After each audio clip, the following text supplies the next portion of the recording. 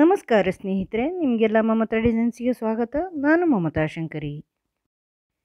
ಇವತ್ತೊಂದು ಸಿಂಪಲ್ ಸಾರಿ ಕುಚ್ಚು ಡಿಸೈನ್ ತೋರಿಸ್ಕೊಡ್ತಾ ಇದ್ದೀನಿ. ತುಂಬ ಸಿಂಪಲ್, ಇದು ಬಿಗಿನರ್ಸ್ ಡಿಸೈನು.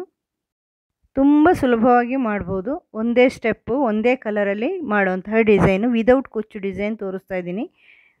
ಸಾರಿ ಬಾರ್ಡ್ರ್ ಅಂತ ಹೇಳ್ಬೋದು. ಸಿಂಪಲ್ ಸಾರಿಗಳಿಗೆ, ಡಿಸೈನರ್ ಸಾರಿಗಳಿಗೆ ಇದನ್ನು ಹಾಕೋಬೋದು. ತುಂಬ ಸುಲಭವಾಗಿ ಮಾಡುವಂತಹ ಸಿಂಗಲ್ ಸ್ಟೆಪ್ ಡಿಸೈನು. ತುಂಬ ಸಿಂಪಲ್ ಡಿಸೈನು. ಇದಕ್ಕೆ ಈ ಥರ ಗೋಲ್ಡನ್ ಬೀಡ್ಸು, ಸ್ಮಾಲ್ ಬೀಡ್ಸ್ ಮಾತ್ರ ಉಪಯೋಗಿಸ್ತೀನಿ, ಬೇರೆ ದೊಡ್ಡ ಬೀಡ್ಸ್ ಏನಾದ್ರು ಉಪಯೋಗಿಸಲ್ಲ.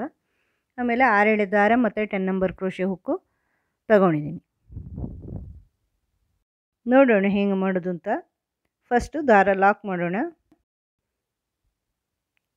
ಬಟ್ಟೆಗೆ ಸ್ಟಾರ್ಟಿಂಗಲ್ಲಿ ಸೇರಿಸ್ಕೊಳ್ಳಿ. 2 ಸಿಂಗಲ್ ಕ್ರೋಶೆ ಹಾಕ್ಕೊಂಡು ಡಬಲ್ ಲಾಕ್ ಮಾಡಿಕೊಂಡು ಸೇರಿಸ್ಕೊಳ್ತಾ ಇದ್ದೀನಿ. ನಾನು ಯಾವಾಗಲೂ ಅದೇ ಥರನೇ ಮಾಡೋದು, ಅದು ಸೇಫಾಗಿ ಇರುತ್ತೆ. 2 ಸರಿ ಈ ಥರ ಸಿಂಗಲ್ ಕ್ರೋಶೆ ಹಾಕಿ ನೀವು ಮಾಡಿದರೆ. ಆಮೇಲೆ 2 ಚೈನ್ ಹಾಕ್ಕೊಳ್ತಾ ಇದ್ದೀನಿ. ಅದು ಒಂದು ಡಬಲ್ ಕ್ರೋಶೆ ಈಕ್ವಲ್ ಆಗಿರುತ್ತೆ ಆ 2 ಚೈನು. ಅದರ ಪಕ್ಕನೇ ಇನ್ನೊಂದು ಡಬಲ್ ಕ್ರೋಶೆನೂ ಕೂಡ ಹಾಕ್ಕೊಳ್ತಾ ಇದ್ದೀನಿ. ಇದು ಫಸ್ಟಿಗೆ ಒಂದು ಸರಿ ಬೇಸ್ ಥರ ಫಸ್ಟಿಗೆ ಒಂದು ಸರಿ ಹಾಕ್ಕೊಳ್ಳೋದಷ್ಟೇ, ಡಿಸೈನ್ ಮಾಡೋದಕ್ಕಿಂತ ಮೊದಲೇ. ಈಗ ಒಂದು ಚೈನ್ ಹಾಕ್ಕೊಂಡು ಅದು ಎಲ್ಲಿಗೆ ಬರುತ್ತೆ ಅಂತ ನೋಡಿಕೊಂಡು ಅಲ್ಲಿ ನೀವು ಡಿಸೈನ್ ಮಾಡ್ಕೋಬೇಕು. ಅಲ್ಲಿ ಈಗ 2 ಡಬಲ್ ಕ್ರೋಶೆ ಮಾಡ್ತಾಯಿದ್ದೀನಿ. ಒಂದು ಚೈನ್ ಆದಮೇಲೆ ಇಲ್ಲಿ ಬರುತ್ತೆ ಅಂತ ನೋಡಿಕೊಂಡು 2 ಡಬಲ್ ಕ್ರೋಶೆ. ಈ ಥರ 2 ಡಬಲ್ ಕ್ರೋಶೆ ಹಾಕಿ ಆದಮೇಲೆ 2 ಚೈನ್ ಹಾಕ್ಕೊಳ್ತಾ ಇದ್ದೀನಿ. 2 ಚೈನ್ ಹಾಕ್ಕೊಂಡು ಈಗ ದಾರ ಸುತ್ತಕೊಂಡು ಕ್ರೋಶೆ ಹುಕ್ಕಿಗೆ ಈ 2 ಡಬಲ್ ಕ್ರೋಶೆ ಹಿಂದುಗಡೆಯಿಂದ ಬ್ಯಾಕ್ ಸೈಡಿಂದ ದಾರ ತೊಗೊಂಬನ್ನಿ. 2 ಡಬಲ್ ಕ್ರೋಶೆನ ಸೇರಿಸ್ಕೊಂಡು ಕವರ್ ಹಾಕ್ಕೊಂಡು ಮತ್ತೆ ದಾರ ತಗೊಂಡು ಬರಬೇಕು. ಅಲ್ಲಿ ಸೇರಿಸೋದು ಬೇಡ. ಕ್ರೋಶೆ ಹುಕ್ಕೆ ದಾರ ಸುತ್ತಕೊಂಡು ಮತ್ತೆ ಬ್ಯಾಕ್ ಸೈಡಿಂದ ದಾರ ತೊಗೊಂಬನ್ನಿ. ಮತ್ತೆ ಕ್ರೋಶೆ ಹುಕ್ಕೆ ದಾರ ಸುತ್ತಕೊಂಡು ಬ್ಯಾಕ್ ಸೈಡಿಂದ ದಾರ ತಗೊಂಬನ್ನಿ. ಪಫ್ ಮಾಡ್ಕೊಳ್ತಾ ಇದ್ದೀನಿ. ಈಗ 5 ಸಾರಿ ಮಾಡ್ಕೊಂಡಿದ್ದೀನಿ. ಈ ಥರ ಇನ್ನೊಂದು ಸರಿ ಮಾಡಿದಾಗ 5 ಸಾರಿ ಆಗುತ್ತೆ. ಮತ್ತೆ ದಾರ ತಗೊಂಡು ಅದನ್ನೆಲ್ಲ ಒಂದೇ ಮಾಡ್ಕೊಳ್ಳಿ. ಅಲ್ಲಿ ಉಪ್ಪೆಲ್ಲ ಒಂದು ಬಿಡ್ದಂಗೆ ಮತ್ತೆ ಅದನ್ನು ಲಾಕ್ ಮಾಡ್ಕೋಬೇಕು. ಈ ಥರ ಪಫ್ ಮಾಡ್ಕೊಳ್ತಾ ಇದ್ದೀನಿ. ಈಗ ಒಂದು ಬೀಡ್ ಸೇರಿಸ್ಕೊಳ್ತಾ ಇದ್ದೀನಿ. ಅದನ್ನು ಲಾಕ್ ಮಾಡಿ, ಬೀಡನ್ನ ಲಾಕ್ ಮಾಡಿ ಆದಮೇಲೆ ಅದು ಎಲ್ಲಿ ಬರುತ್ತೋ ಅಲ್ಲಿ ಇದನ್ನು ಸೇರಿಸ್ಕೊಳ್ಳಿ. ಡಬಲ್ ಕ್ರೋಶೆ ಮಾಡಿಕೊಂಡು 2 ಡಬಲ್ ಕ್ರೋಶೆ ಮಾಡಿ, ಎಲ್ಲಿ ಬರುತ್ತೋ ಅಲ್ಲಿ 2 ಡಬಲ್ ಕ್ರೋಶೆ ಮಾಡಿ ಸೇರಿಸ್ಕೊಳ್ಳಿ. ದಾರ ಅಂದರೆ 2 ಡಬಲ್ ಕ್ರೋಶೆ ಮಾಡ್ಕೊಳ್ಳಿ ಬೀಡ್ ಲಾಕ್ ಆದಮೇಲೆ. ಮತ್ತೆ ಇದೇ ರೀತಿ ಪಫ್ ಮಾಡ್ಕೊಳ್ಳಿ. 2 ಚೈನ್ ಮಾಡ್ಕೋಬೇಕು ಫಸ್ಟು. ಮತ್ತು ದಾರ ಸುತ್ತಕೊಂಡು ಕ್ರೋಶೆ ಹುಕ್ಕೆಗೆ ಈ 2ನ್ನೂ ಸೇರಿಸ್ಕೊಂಡು, ಯಾವಾಗಲೂ ನಾವು ಒಂದು ಡಬಲ್ ಕ್ರೋಶೆಲಿ ಮಾಡೋದಲ್ವ, ಈಗ 2 ಡಬಲ್ ಕ್ರೋಶೆಯನ್ನು ಸೇರಿಸ್ಕೊಂಡು ಮಾಡ್ತಾಯಿದ್ದೀನಿ. ಹತ್ರ 2 ಡಬಲ್ ಕ್ರೋಶೆ ಹಾಕೋಬೇಕು. 2 ಡಬಲ್ ಕ್ರೋಶೆಯನ್ನು ಸೇರಿಸ್ಕೊಂಡು ಈ ಥರ ಪಫ್ ಮಾಡ್ಕೊಳ್ಳೋದು. 5 ಸಾರಿ ಈ ಥರ ತರ್ತಾಯಿದ್ದೀನಿ. ಮತ್ತು ದಾರ ತಗೊಂಡು ಎಲ್ಲವನ್ನು ಒಂದು ಮಾಡ್ಕೋಬೇಕು. ಮತ್ತು ಅದನ್ನು ಒಂದು ಚೈನ್ ಹಾಕಿ ಲಾಕ್ ಮಾಡ್ಕೋಬೇಕು. ಮತ್ತು ಬೀಡ್ ಸೇರಿಸ್ತಾ ಇದ್ದೀನಿ ಈ ಥರ. ಮತ್ತು ಆ ಬೀಡನ್ನು ಲಾಕ್ ಮಾಡಿ ಅದು ಎಲ್ಲಿಗೆ ಬರುತ್ತೋ ಅಲ್ಲಿ ಡಬಲ್ ಕ್ರೋಶೆ ಮಾಡ್ಕೊಳ್ಳೋದು. ಡಬಲ್ ಕ್ರೋಶೆ 2 ಡಬಲ್ ಕ್ರೋಶೆ ಮಾಡಿದ್ದೀನಿ. 2 ಡಬಲ್ ಕ್ರೋಶೆ ಮಾಡಿ 2 ಚೈನ್ ಹಾಕಿ ಮತ್ತೆ ಪಫ್ ಮಾಡ್ತಾಯಿದ್ದೀನಿ. ಅಂದರೆ 3 ಸಾರಿ ನಾನು ಪಫ್ ಸ್ಟಿಚ್ಚನ್ನು ಮಾಡಿದ್ದೀನಿ. ಇಲ್ಲಿ ಈ ಥರ ದಾರ ಬಿಟ್ಟು ಹೋಗಬಾರ್ದು, ಕರೆಕ್ಟಾಗಿ ಮಾಡ್ಕೋಬೇಕಾಗತ್ತೆ. ಈ ಥರ ದಾರ ಸುತ್ತಕೊಂಡು ಬ್ಯಾಕ್ ಸೈಡಿಂದ ದಾರ ತಗೊಂಬನ್ನಿ. ಇದನ್ನು ತಗೊಂಡು ಎಲ್ಲ ಒಂದು ಮಾಡಿ ಆಮೇಲೆ ಲಾಕ್ ಮಾಡಿ. ಈ ಥರ 3 ಸಾರಿ ನಾನು ಪಫ್ ಸ್ಟಿಚ್ ಮಾಡಿದ್ದೀನಿ. ನೀವು ಬೇಕು ಅಂದರೆ ಹೆಚ್ಚು ಮಾಡ್ಕೋಬೋದು, ನಿಮ್ಮ ಇಷ್ಟ, ವೇರಿಯೇಷನ್ ಮಾಡ್ಕೋಬೋದು ಇದರಲ್ಲಿ. ಫಸ್ಟು ಇದು ಅಷ್ಟು ಆದಮೇಲೆ ಒಂದು ಚೈನ್ ಹಾಕ್ಕೊಳ್ತಾ ಇದ್ದೀನಿ. ಒಂದು ಚೈನು ಅದು ಗ್ಯಾಪ್ಗೋಸ್ಕರ ಅಷ್ಟೇ. ಮತ್ತು ಸ್ವಲ್ಪ ಮುಂದಕ್ಕೆ ಕ್ರಾಸಿಗೆ ಒಂದು ಡಬಲ್ ಕ್ರೋಶೆ ಮಾಡ್ಕೋಬೇಕು. ಈಗ ಇಲ್ಲಿ ಆರ್ಚ್ ಮಾಡ್ಕೊಳ್ತಾ ಇದ್ದೀನಿ. ಕ್ರಾಸ್ ನಿಲ್ಲಬೇಕಲ್ವ, ಆರ್ಚ್ ಶೇಪ್ ಬರಬೇಕಲ್ವ, ಅದಕ್ಕೆ ಸ್ಟ್ರೈಟ್ ಎಲ್ಲಿಗೆ ಬರುತ್ತೋ ಅಲ್ಲಿ ಅಲ್ಲ, ಅದರಿಂದ ಸ್ವಲ್ಪ ಮುಂದಕ್ಕೆ ಡಬಲ್ ಕ್ರೋಶೆ. ಆದಮೇಲೆ ಡಬಲ್ ಕ್ರೋಶೆ ಮಾಡಿದ್ಮೇಲೆ 3 ಚೈನ್ ಮಾಡಿ ಆ ಡಬಲ್ ಕ್ರೋಶೆ ಬ್ಯಾಕ್ ಸೈಡಿಂದ ದಾರ ತಂದು ಲಾಕ್ ಮಾಡಿ, ಅಂದರೆ ಪೀಕೋ ಮಾಡ್ತಾ ಇದ್ದೀನಿ. ಈಗ ಮತ್ತೆ ಅದೇ ಡಬಲ್ ಕ್ರೋಶೆ ಹತ್ರ ಆ ಡಬಲ್ ಕ್ರೋಶೆ ಬುಡದಲ್ಲೇ ಪಕ್ಕದಲ್ಲೇ ಇನ್ನೊಂದು ಡಬಲ್ ಕ್ರೋಶೆ ಒಂದೇ ಪಾಯಿಂಟಲ್ಲಿ ಹಾಕ್ಕೋಬೇಕು.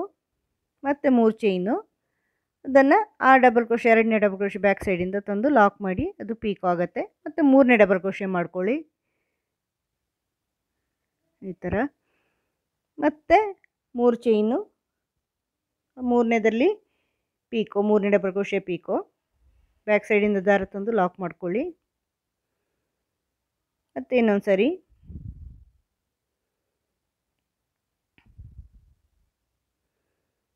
ಮತ್ತೆ 3 ಚೈನು, ಬ್ಯಾಕ್ ಸೈಡಿಂದ ದಾರ ತಂದು ಲಾಕ್, ಮತ್ತು ಇನ್ನೊಂದು ಸರಿ 3 ಚೈನು,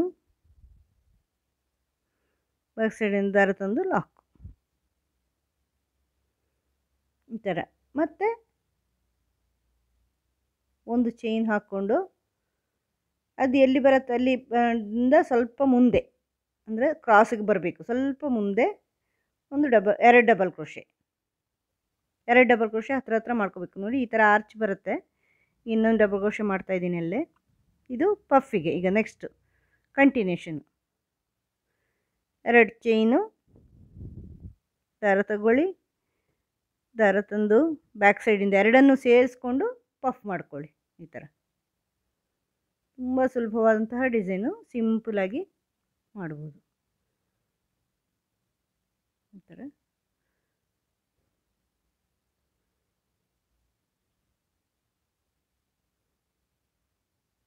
ಅದನ್ನೆಲ್ಲ ಒಂದು ಮಾಡಿಕೊಂಡು ಲಾಕ್ ಮಾಡ್ಕೊಳ್ಳಿ. ಈಗ ಬೀಡ್ ಸೇರಿಸಿ.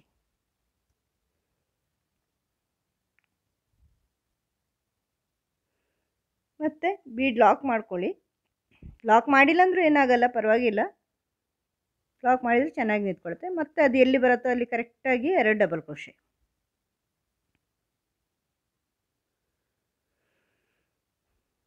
2 ಡಬಲ್ ಕ್ರೋಶೆ, 2 ಚೈನು, ಮತ್ತು 2 ಡಬಲ್ ಕ್ರೋಶೆ ಬ್ಯಾಕ್ ಸೈಡಿಂದ ದಾರ ತಗೊಂಬಂದು ಪಫು 2 ಡಬಲ್ ಕ್ರೋಶೆನ ಸೇರಿಸ್ಕೊಂಡು, ನಾವು ಸಾಮಾನ್ಯವಾಗಿ ಒಂದೇ ಡಬಲ್ ಕ್ರೋಶೆ ಪಫ್ ಮಾಡೋದಲ್ವಾ, ಅದು ಸ್ವಲ್ಪ ಸ್ಟಿಫ್ ನಿಂತ್ಕೊಳ್ಳಲ್ಲ ಹೀಗೆ ಮಾಡುವಾಗ. ಯಾವುದೇ ಅದಕ್ಕೆ ಆಧಾರ ಇಲ್ವಲ್ಲ. ಡಬಲ್ ಕ್ರೋಶೆ ಮೇಲೆ ಮಾಡೋದಾದರೆ ಒಂದು ಆಧಾರ ಇರುತ್ತೆ. ಇದೀಗ ಡೈರೆಕ್ಟಾಗಿ ಮಾಡೋದಾದ್ರಿಂದ ಆಧಾರ ಇಲ್ಲದೆ ಸ್ಟಿಫ್ ನಿಲ್ಲಲ್ಲ. ಅದಕ್ಕೋಸ್ಕರ ಈ ಥರ 2 ಡಬಲ್ ಕ್ರೋಶೆ ಮಾಡಿದರೆ ಚೆನ್ನಾಗಿ ನಿಂತ್ಕೊಳ್ಳುತ್ತೆ. ಬೀಡ್ ಸೇರಿಸ್ಕೊಳ್ತಾ ಇದ್ದೀನಿ. ಬೀಡ್ ಲಾಕ್ ಮಾಡಿ ಮತ್ತು ಇನ್ನು ಅದು ಎಲ್ಲಿ ಬರುತ್ತೋ ಅಲ್ಲಿ ಇನ್ನೊಂದು ಪಫು 2 ಡಬಲ್ ಕ್ರೋಶೆ ಹಾಕಿ ಫಸ್ಟು,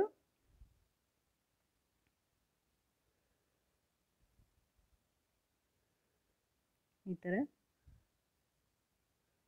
2 ಡಬಲ್ ಕ್ರೋಶೆ, ಆಮೇಲೆ 2 ಚೈನು ಮತ್ತು ಪಫು 1 2 3 4 5 ಆದಮೇಲೆ ಎಲ್ಲವನ್ನು ಸೇರಿಸ್ಕೊಂಡು ಲಾಕ್ ಮಾಡ್ಕೊಳ್ಳಿ. ನೋಡಿ 3 ಪಫ್ ಆಯಿತು. ಇನ್ನೀಗ ನೆಕ್ಸ್ಟ್ ಆರ್ಚ್ ಮಾಡೋದಕ್ಕಿಂತ ಮೊದಲು ಒಂದು ಚೈನ್ ಹಾಕ್ಕೊಳ್ತಾ ಇದ್ದೀನಿ ಪಫ್ ಆದಮೇಲೆ, ಗ್ಯಾಪ್ ಇರಲಿ ಅಂತ. ಮತ್ತು ಈಗ ನೋಡಿ ಸ್ವಲ್ಪ ಮುಂದಕ್ಕೆ, ಎಲ್ಲಿ ಬರುತ್ತೆ ಅಲ್ಲಿ ಅಲ್ಲ, ಅದಕ್ಕಿಂತ ಸ್ವಲ್ಪ ಮುಂದಕ್ಕೆ ಸೇರಿಸ್ಕೋಬೇಕು. ಡಬಲ್ ಕ್ರೋಶೆ ಮಾಡ್ಕೋಬೇಕಲ್ಲಿ. ಡಬಲ್ ಕ್ರೋಶೆ ಮಾಡಿ 3 ಚೈನು, ಪೀಕೋ, ಮತ್ತು ಡಬಲ್ ಕ್ರೋಶೆ ಅದರ ಪಕ್ಕನೇ ಒಂದೇ ಪಾಯಿಂಟಲ್ಲಿ ಡಬಲ್ ಕ್ರೋಶೆಗಳು ಆರ್ಚಿಗೆ, ಮತ್ತು 3 ಚೈನು, ಪೀಕೋ, ಮತ್ತು 3 ಡಬಲ್ ಕ್ರೋಶೆ,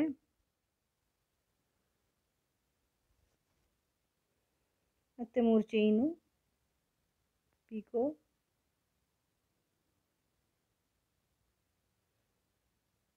ಮತ್ತು ಡಬಲ್ ಕ್ರೋಶೆ, 3 ಚೈನು, ಮತ್ತು ಪೀಕೋ, ಮತ್ತು ಡಬಲ್ ಕ್ರೋಶೆ,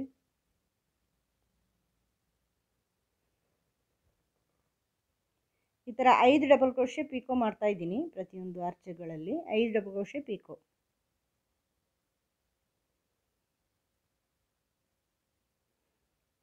ಈಗ ನೋಡಿ ಆರ್ಚ್ ಆಯಿತು.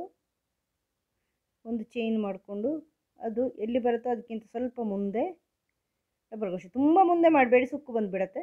ಆದರೆ ಡೈರೆಕ್ಟ್ ಎಷ್ಟು ಇದೆಯೋ ಅಷ್ಟನ್ನೇ ಮಾಡಬಾರ್ದು, ಅದು ಆರ್ಚ್ ಶೇಪ್ ಬರಲ್ಲ. ಅದಕ್ಕೆ 2 ಡಬಲ್ ಕ್ರೋಶೆ ಮಾಡ್ಕೊಳ್ಳಿ, ಪೀಕೋ ಮಾಡ್ಕೊಳ್ಳಿ, ಅಲ್ಲ ಪಫ್ ಮಾಡ್ಕೊಳ್ಳಿ, ಸಾರಿ. ಪೀಕೋ ಆದಮೇಲೆ 2 ಡಬಲ್ ಕ್ರೋಶೆ ಮಾಡಿಬಿಟ್ಟು ಪಫ್ ಮಾಡ್ಕೋಬೇಕು. ಇಲ್ಲೀಗ 2 ಚೈನ್ ಮಾಡಿಕೊಂಡು ಆ 2 ಡಬಲ್ ಕ್ರೋಶೆನ ಸೇರಿಸ್ಕೊಂಡು ಪಫ್ 1 2 5 ಸರಿ ಮಾಡ್ಕೊಳ್ಳಿ. 2ನೇದು ನೋಡಿ ಕರೆಕ್ಟಾಗಿ ಬರಬೇಕು, ಅದು ಬಿಟ್ಟು ಹೋಗಬಾರ್ದು. ದಾರ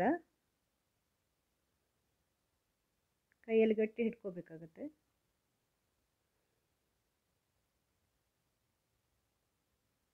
ಸರಿಯಾಗಿ ಎಲ್ಲ ದಾರ ಬರೋ ಥರ ಮಾಡಿಕೊಂಡು ಆಮೇಲೆ ಎಲ್ಲವನ್ನು ಸೇರಿಸಿ ಒಂದು ಮಾಡ್ಕೊಳ್ಳಿ.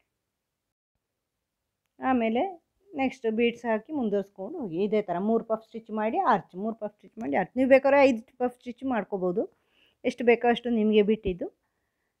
ತುಂಬ ಸಿಂಪಲ್ಲಾಗಿದೆ ಸ್ನೇಹಿತರೆ, ವಿದೌಟ್ ಕುಚ್ಚು ಡಿಸೈನು. ನೀವು ಎಷ್ಟೋ ಜನ ಕುಚ್ಚು ಬೇಡ ಅಂತ ಹೇಳ್ತಾರೆ, ಅಂಥವ್ರಿಗೆ ಇದು ಮಾಡಿಕೊಡ್ಬೋದು. ಸಿಂಪಲ್ಲಾಗಿದೆ. ಬೀಡ್ಸ್ ಬೇಡ ಅಂದರೆ ಬೀಡ್ಸು ಹಾಕೋಬೇಡಿ, ಅಲ್ಲಿ ಮಧ್ಯದಲ್ಲಿ ಒಂದು ಚೈನ್ ಹಾಕ್ಕೊಂಡ್ರೆ ಆಯಿತು. ತುಂಬ ಸುಲಭವಾಗಿರುತ್ತೆ. ನೋಡಿ ಇದು ಪೂರ್ತಿ ಮಾಡಿದ್ದೀನಿ ನಾನು ಸ್ವಲ್ಪ ಉದ್ದಕ್ಕೆ ಸ್ಯಾಂಪಲಲ್ಲಿ. ನೀವು ಪೂರ್ತಿ ಸೀರೆ ಮಾಡಿದಾಗ ಇನ್ನೂ ಚೆನ್ನಾಗಿ ಕಾಣಿಸ್ತದೆ. ಸೀರೆ ಕಲರಲ್ಲೆಲ್ಲ ಆಪೋಸಿಟ್ ಮೈಯ ಕಲರ್ನ ದಾರನ ತೊಗೊಂಡು ಮಾಡಿದರೆ ನೋಡಿ. ಆರ್ಚ್ ಆದಮೇಲೆ 3 ಪಫ್ ಮಾಡಿದ್ದೀನಿ. ಈ ಥರ ಸೀರೆಗೆ ಮ್ಯಾಚ್ ಇರೋಂಥ ಕಲರ್ಗಳು ಮಾಡಿದರೆ ಚೆನ್ನಾಗಿರುತ್ತೆ. ಸ್ಟಾರ್ಟಿಂಗಲ್ಲಿ 2 ಡಬಲ್ ಕ್ರೋಶೆ ಹಾಕಿಬಿಟ್ಟು ನಾವು ಒಂದು ಚೈನ್ ಹಾಕಿಬಿಟ್ಟು ಸ್ಟಾರ್ಟ್ ಮಾಡಿರೋದಲ್ವಾ, ಎಂಡಲ್ಲೂ ಅದೇ ಥರ ಒಂದು ಚೈನ್ ಹಾಕಿಬಿಟ್ಟು 2 ಡಬಲ್ ಕ್ರೋಶೆ ಮಾಡ್ಕೋಬೇಕು. ಅದು ಬಾರ್ಡರ್ ಥರ ಎಂಡಿಗೂ ಬರುತ್ತೆ. ಇಲ್ಲಾಂದರೆ ಇದು ಪಫ್ ಸ್ಟಿಚ್ಚಲ್ಲಿ ನಿಲ್ಲಿಸಿದರೆ ಚೆನ್ನಾಗಿ ಕಾಣಿಸಲ್ಲ. ಅದಕ್ಕೋಸ್ಕರ 2 ಡಬಲ್ ಕ್ರೋಶೆ ಹಾಕಿರೋದು ಎಂಡಿಗೆ. ಎಂಡಲ್ಲಿ 2 ಡಬಲ್ ಕ್ರೋಶೆ ಈ ಥರ ತಗೊಂಡು 2 ಡಬಲ್ ಕ್ರೋಶೆ.